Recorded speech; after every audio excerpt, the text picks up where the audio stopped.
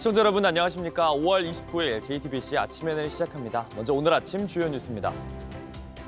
제21대 대통령을 뽑는 6월 3일 대선 사전투표가 오늘부터 이틀 동안 진행됩니다. 차기 대통령을 뽑기 위한 유권자들의 선택 가운데 주요 후보들도 모두 사전투표에 참여하기로 했습니다. 사전투표를 앞두고 국민의힘 김문수 후보가 개혁신당 이준석 후보를 찾았지만 만남이 성사되지 않았습니다. 단일화가 사실상 무산되면서 이번 대선은 두 후보와 민주당 이재명 후보 간의 3자 구도로 치러지게 됐습니다. 민주당이 대법관 증원과 사법개혁을 주요 내용으로 한 대선 공약집을 공개했습니다. 앞서 국민의힘도 대통령 임기 단축과 불소추 특권 폐지를 공약했는데 양당 모두 역대 가장 늦게 공약집을 발표하면서 대부분 현금성 공약으로 채워졌습니다. 윤석열 전 대통령이 12.3 내란 사태 전후 사용했던 비화폰을 직무가 정지된 뒤에도 반납하지 않은 걸로 확인됐습니다. 한 달 뒤 공수처가 체포영장 집행에 나선 뒤에야 반납했는데 체포에 대비해 비화폰을 숨기려 했다는 의혹이 제기됩니다. 선택의 날이 밝았습니다. 제21대 대통령을 뽑는 사전투표가 오늘부터 이틀간 실시됩니다. 평일에 치러지는 사전투표지만 이번 대선에선 역대 최고 사전투표율을 경신할 걸로 보입니다. 서울 구로동 사전투표소에 취재기자가 나가 있습니다. 이은진 기자, 벌써 투표가 시작됐습니까? 네, 조금 전 아침 6시부터 이곳에선 사전투표가 시작됐습니다. 한 표를 행사하려는 시민들 발걸음이 하나둘 모이고 있는데요. 출근하기 전에 투표를 하고 가려는 직장인들도 많이 보이고 있습니다. 이 사전투표는 오늘과 내일 이틀 동안 새벽 6시부터 저녁 6시까지 진행되는데요. 만 18세 이상 유권자는 거주지와 상관없이 전국 3,500여 개 투표소 어디에서든 투표하실 수 있습니다. 이 사전투표는 신분증과 지문을 확인한 다음에 할 수 있고 모바일 신분증은 캡처 사진이 아닌 앱 실행으로만 확인이 가능합니다. 네, 부정선거 의혹이 계속 논란을 낳았는데 새롭게 도입된 절차 어떤 게 있습니까? 네, 선관위는 지난 대선 때까지만 해도 주소지 기준 투표자 수만 매시간 공개했는데요. 이제부터는 투표소별 투표자 수도 1시간 단위로 공개하기로 했습니다. 지난 대선 때 일부 단체에서 부정선거 의혹을 제기한 만큼 이 투개표 절차의 투명성을 더욱 강화하겠다는 겁니다. 또 투개표 작업도 한국 국적이 확인된 사람만 맡도록 하고 사전투표함 보관 장소도 CCTV로 24시간 공개하기로 했습니다. 이와 함께 부정선거 주장 단체들이 오늘 일부 사전투표소 앞에서 시위를 예고한 만큼 선관위는 경찰에 질서 유지 협조를 요청한 상태입니다. 네, 대선 후보들도 사전투표에 참여하는 겁니까? 네, 각 후보들은 오늘 사전 투표를 하고 막판 선거 유세를 이어갑니다.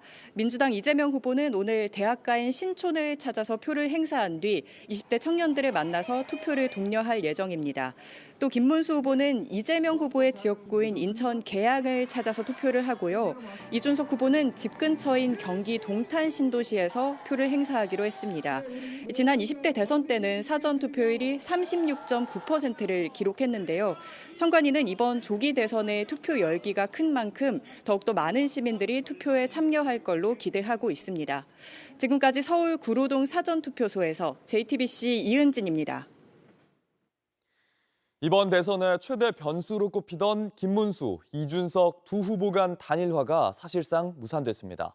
사전투표를 앞두고 김 후보가 막판 협상을 위해 이 후보와 한밤중에 만나려고 했지만 끝내 불발됐습니다. 이재승 기자입니다. 김문수 국민의힘 후보는 어제 하루 지지층 결집을 위해 TK와 PK 지역을 돌았습니다. 글로벌 해양 허브 도시 특별법을 만들고 바로 부산, 울산, 경남을 합쳐서 서울에 맞서는 수도권에 맞서는 대구 유세를 마친 김 후보는 마지막 일정으로 자정쯤 국회를 찾았습니다. 사전투표 전 단일화를 위해 이준석 개혁신당 후보를 만나려 했던 건데 결국 불발에 그쳤습니다. 김 후보는 대선일까지 시간이 남아있는 만큼 단일화 노력을 지속하겠다는 입장입니다. 이준석 개혁신당 후보는 대선 완주 의사를 거듭 확인했습니다. 단일화는 저희가 애초에 염두에 둔 바가 없습니다. 그렇기 때문에 단일화가 되지 않고 있는 것이고요. 이 후보는 어제 여의도와 강남역 등을 돌며 수도권 젊은 층 공략에 집중했습니다. 개혁신당은 이준석 후보의 최근 지지율 상승세를 부각하며 전략적 투표를 호소하는 데 주력하고 있습니다. 이재명 더불어민주당 후보는 어제 서울 동부 지역을 돌며 수도권 중도층 표심을 공략했습니다. 광진구와 중랑구 등의 주민을 상대로 주가를 띄우겠다고 강조했습니다. 자본주의 시장 경제의 심장, 이 주식시장, 금융시장부터 주가지수 5천을 향해서 우상향할 수 있도록 확실하게 책임지겠습니다, 여러분. 대선이 닷새 앞으로 다가온 가운데 사전투표까지 시작되면서 이번 대선은 사실상 이재명, 김문수, 이준석 3자 대결로 치러질 가능성이 커졌습니다. JTBC 이재승입니다. 사전투표 하루 전날인 어제 민주당이 대법관 증언을 약속한 대선 공약집을 발표했습니다. 국민의힘도 사흘 전 대통령 임기 단축과 불소추 특권 폐지 등이 담긴 공약집을 내놨는데요. 양당 모두 역대 가장 늦게 공약집을 발표해 유권자들의 판단에 도움이 되지 못했습니다. 조민중 기자입니다. 민주당이 사전투표를 하루 남기고 어제 공약집을 발표했습니다. 이제부터 진짜 대한민국이라는 제목으로 3대 비전과 15대 정책 과제가 담겼습니다. 검찰 개혁을 목표로 수사와 기소를 분리하고 검사 파면 제도를 도입하겠다고 했습니다. 논란이 됐던 비법조인 대법관 임명은 철회했지만 대법관 증언은 공식화했습니다. 지금은 사법 논란을 하지 말라고 제가 선대위에 지시를 한 상태고 특히 민생개혁, 민생대책이 가장 급선무인 상태입니다. 국민의힘 공약집은 대통령 권한 축소를 핵심으로 구성됐습니다. 대통령 불소추 특권과 국회의원 불체포 특권도 없애기로 약속한 겁니다. 또 차기 대통령 임기를 3년 단축해 2028년 대선과 총선을 동시에 치르겠다고 했습니다. 그동안 대통령의 당무 개입 논란은 많은 갈등을 낳았습니다. 특히 공천 개입은 대통령 중심의 사당화를 부추기며 당내 갈등의 불씨가 되어 왔습니다. 양당 모두 경제 관련 공약들도 담았습니다. 민주당은 부동산 공급과 지역화폐 확대를, 국민의힘은 재건축 장려와 노인 기초연금 인상을 내걸었습니다. 대부분 현금성 공약이지만 구체적인 재원 마련 대책은 빠졌습니다. 개혁신당 역시 대통령 4년 중임제, 결선 투표제를 중심으로 하는 온라인 공약집을 발표했고 민주노동당은 증세를 통한 불평등 해소와 선거제도 비례성 강화 등을 공약으로 내세웠습니다. 하지만 각 후보 모두 역대 가장 늦은 공약집을 내놓으면서 유권자들의 판단에 도움을 주지 못했다는 비난을 피하기 어려워 보입니다. 앞서 2017년 박근혜 전 대통령 탄핵으로 치러진 조기 대선에선 주요 후보들이 모두 최소 사전투표 엿새 전에 공약집을 공개했습니다. JTBC 조민중입니다. 인권단체 국제 앰네스티가 대선 후보들에게 10가지 분야로 나눠 인권에 대해 물었습니다. 사형제 폐지, 차별금지법 등 35가지 질문을 보냈는데 김문수 후보는 어떤 질문에도 답하지 않았습니다. 김휘란 기자입니다. 앰네스티가 지난 13일 대선 후보들에게 보낸 인권 질의서입니다. 10개 분야 35가지 질문이 담겼습니다. 이재명, 이준석, 권영국 후보는 답을 보냈고 김문수 후보는 제출하지 않았습니다. 인권이 제한되지 않도록 계엄령 및 관련 법률 개정에 대해 이준석, 권영국 후보는 추진 의사를 밝혔습니다. 이재명 후보는 답변 선택 대신 12.3 계엄을 무의로 그치게 한 핵심은 불법 지시를 사실상 거부한 군장병의 양심과 용기라는 의견을 남겼습니다. 국가보안법 폐지 또는 전면 개정에선 이준석 후보가 일부 추진을, 권영국 후보가 추진 의사를 밝혔습니다. 이재명 후보는 국가보안법을 이용해 표현의 자유를 합법적으로 행사하는 이들을 위협하는 일은 결코 없을 것이라는 의견을 냈습니다. 성소수자 차별을 금지하는 차별금지법 제정과 군대 내 남성 간 성관계를 처벌하는 군형법 조항 폐지에선 이준석 후보가 추진 불가, 이재명 후보는 입장을 표명하지 않았습니다. 이재명 후보는 사형제 폐지에도 별도 의견을 내지 않았고 이준석 후보는 추진 불가, 권영국 후보는 추진 의사를 밝혔습니다. 엠네스티는 후보들이 인권 의제에 제한적인 태도를 보였다고 지적했습니다. 12.3 비상계엄 사태 이후로 인권을 중심에 둔 리더십이 그 어느 때보다도 절실하게 요구되는 상황인데요. 근데 주요 대선 후보들이 인권 정책에 대해서 명확한 비전이나 이행 의지를 보여주지 못하고 있어서 좀 우려가 많이 되는 상황입니다. 엠네스티의 대선 후보 질의는 지난 2017년 19대 때 시작됐고 이번이 세 번째입니다. JTBC 김일환입니다. 온라인에서 화제가 된 뉴스, 화제가 될 뉴스를 골라 전해드립니다. 아침엔 소셜픽입니다. 배우 나탈리 포트만이 한국 예능 프로그램을 즐겨보고 있다고 밝혀 온라인에서 화제가 됐습니다. 고든 램지의 수제자 또한 이 프로그램 때문에 한국을 찾을 거라고 말했는데요. I also recently discovered these Korean cooking competitions on Netflix. Have you been watching? Luke, my friend, watches it. He absolutely loves it. What is it? We're going to South Korea as a result of it. You I want want to to come? go. 지난 21일 배우 나탈리 포트만은 유명 팟캐스트 디쉬에 출연해 최근 뭐에 가장 빠졌냐 이런 질문을 받았습니다. Korea. So there's a It's show nuts. called Culinary Class Yeah. Wars. It's crazy. Then there's also a spin-off called Chef versus Fridge, which is also Chef great. versus fridge. Fridge, yeah. They're so wild. 흑백 요리사를 본 뒤 더 많은 한국 요리 예능에 관심을 가지게 되었다고 하는데요. 팟캐스트 진행자는 유명 셰프이자 고든 램지의 수제자로 알려진 안젤라 하트넷인데 두 사람 모두 흑백 요리사에 푹 빠졌다고 말했습니다. 흑백 요리사 제작진은 다음 시즌에 셰프 고든 램지가 출연자로 나서길 바란다. 이렇게 러브콜을 보내기도 했는데요. 여러 인연으로 정말 출연이 성사될지 관심도 커집니다. 드라마를 넘어 한국 예능에 대한 인기를 실감하게 하는 장면이었습니다. 중국에서 패러글라이딩을 하려다 해발 8,600m까지 올라가는 사고가 났습니다.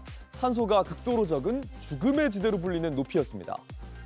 하늘 위 남자의 얼굴이 새하얀 얼음으로 뒤덮여 있습니다.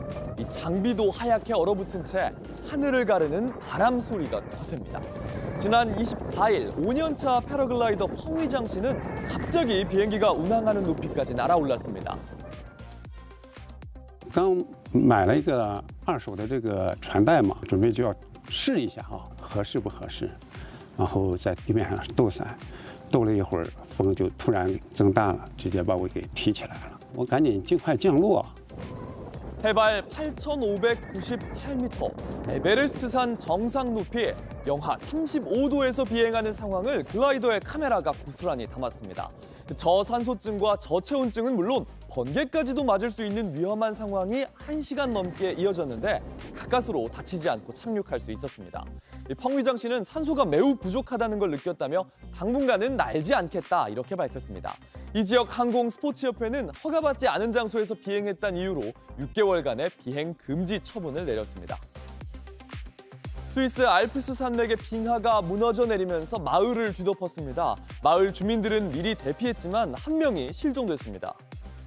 현지 시간 28일 스위스 발레주의 블라텐 마을 주변 알프스 산맥에서 거대한 산사태가 발생했습니다. 무너진 빙하는 산을 타고 쏟아져 내렸고 마을은 90%가 흙더미에 뒤덮였습니다. 하나 둘 바위가 떨어지더니 빙하가 와르르 무너지는 장면 볼 수 있습니다. Jetzt ist dieses Worst-Case-Szenario geschehen. Das ist sehr, sehr selten. Wir können nicht in die Geschichte ein Beispiel finden, aber alles ist jetzt. 다행히 지역에선 2주 전부터 산을 모니터링했고 최악의 상황을 상정한 덕분에 10일 전에 300여 명의 주민을 마을에서 대부분 대피시킬 수 있었습니다. 스위스 정부는 마을 복구를 지원하고 최소한 인근 지역에라도 거주할 수 있도록 돕겠다고 밝혔습니다. 이 사고의 가장 큰 원인 기후 위기입니다. 알프스의 빙하가 기후 변화로 줄어들면서 특히 산간 마을에선 산사태에 대한 불안 더 커지고 있습니다.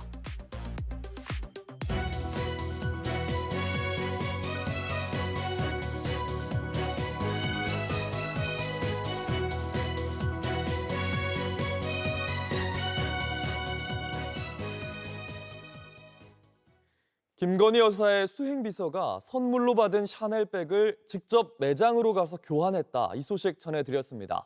검찰이 가방을 교환할 당시 동행했던 여성의 자택을 압수수색했습니다. 김 여사의 오랜 지인이자 대통령실 관저공사에도 참여했던 21g 대표의 부인입니다. 양빈현 기자입니다. 윤석열 전 대통령 당선 이후 통일교 측이 김건희 여사 선물이라며 건넨 샤넬백은 최소 2개로 파악됩니다.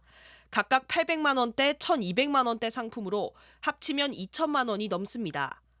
당시 샤넬백을 받은 건진법사는 김 여사 수행비서인 유경옥 씨에게 전달했습니다. 유 씨는 김 여사에게 전달하지 않고 두 상품 모두 교환한 후 건진법사에게 돌려줬다는 입장입니다.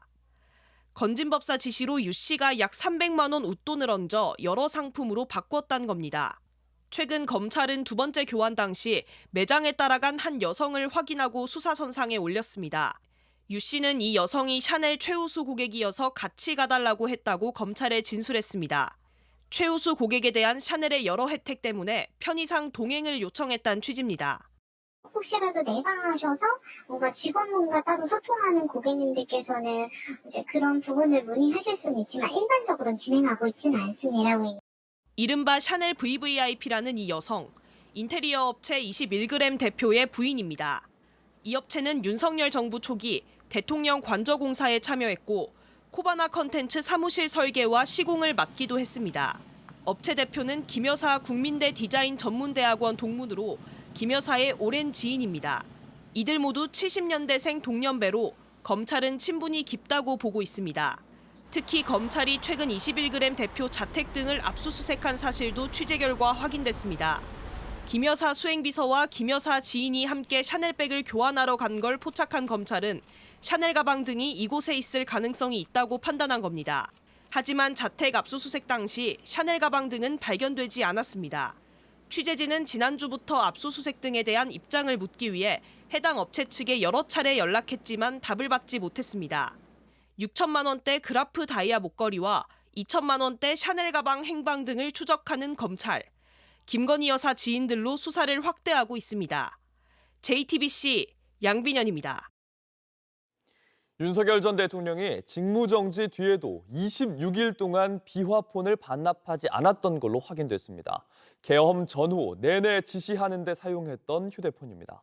공수처가 체포영장 집행에 나서자 경호처에 반납을 했는데 공수처에 노출하지 않으려 서둘러 반납했다는 의혹이 제기됩니다. 조혜연 기자입니다.